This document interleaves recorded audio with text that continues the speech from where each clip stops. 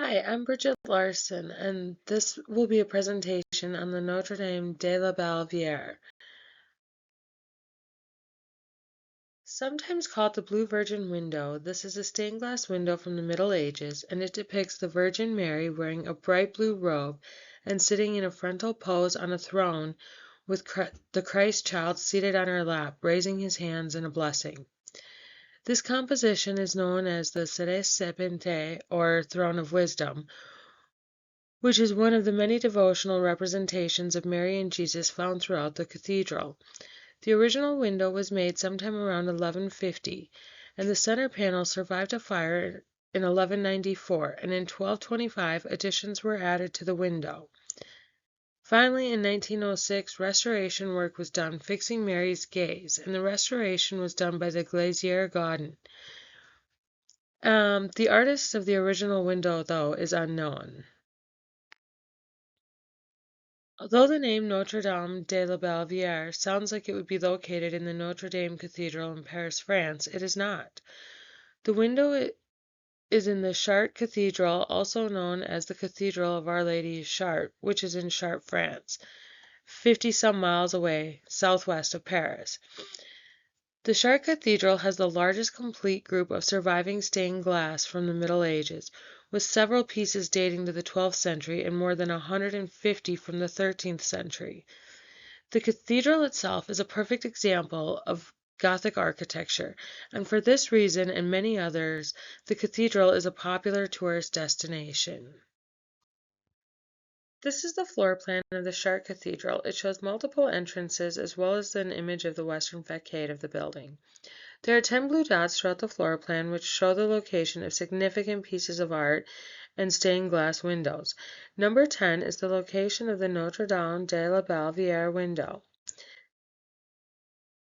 The diagram also allows you to see the open floor plan of the church and the vaulted ceilings, which are significant because they show the wealth and power of the church, because at this time the church possessed more authority than it had in centuries before, and it was an integral part of everyone's life.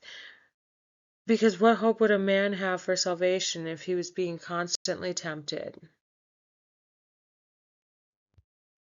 As I mentioned, the original cathedral burned in 1194, and the 3 panes pictured here are all that is left from the original window.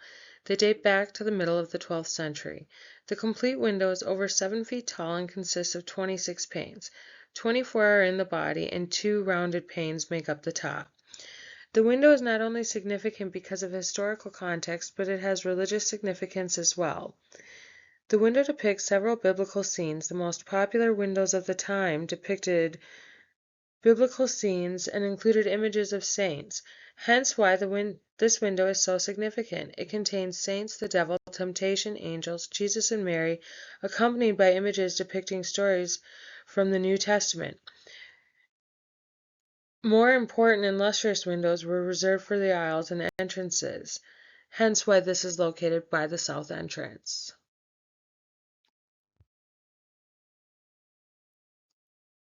This is a breakdown of what each window pane is depicting.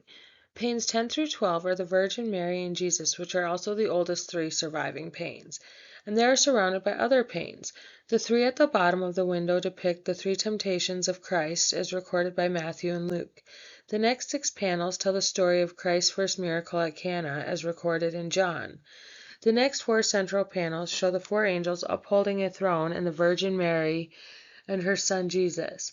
10 narrow side panels depict angels doing homage to Mary and Jesus.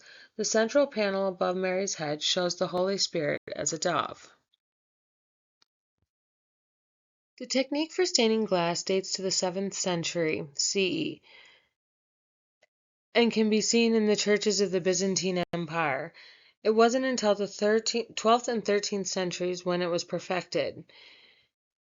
The process is used by using metal oxides. There are 5 main colors in stained glass: ruby red from copper oxide, sapphire blue from cobalt oxide, green from iron oxide, yellow from sulfur oxide, and purple from manganese oxide.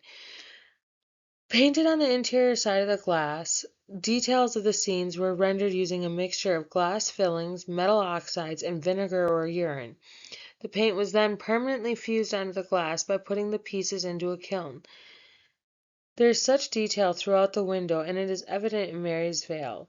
The painted lines and gradients of color combine to create transparency over the layers of cloth. The figure of her in the sapphire blue and Jesus resting on her lap, emerging against a background of magnificent red, is also a pretty powerful image. The image also shows the importance of Mary during this time, as she is the centralized figure in this particular window. Every window is filled, and every pane is decorated, and each pane has a meaning, as does the window as a whole. Stained glass windows are an important part of Gothic architecture. Not only were they beautiful, but they tell a story, and they show innovation and technology of the time.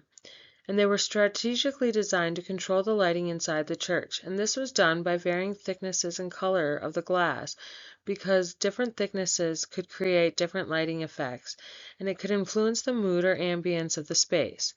They also hold significance to spirituality, because the light filtering through was seen as divine light and was the presence of God.